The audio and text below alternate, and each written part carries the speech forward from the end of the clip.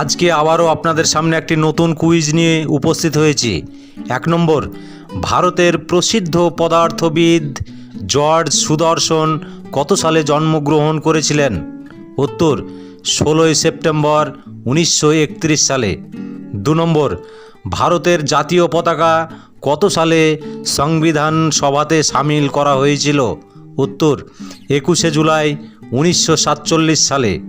3 নম্বর, পৃথিবীতেই এমন একটি দ্বীপ আছে যার বর্ডারের মালিক দুই দেশ 6 মাস করে শাসন করে। কোন দেশ দুটি?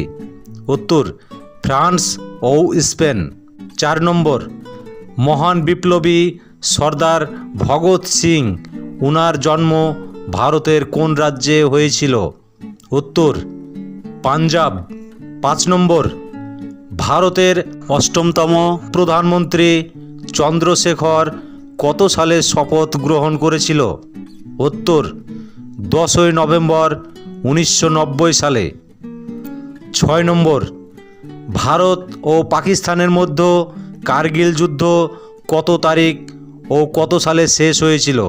উত্তর 26 জুলাই 1999 সালে।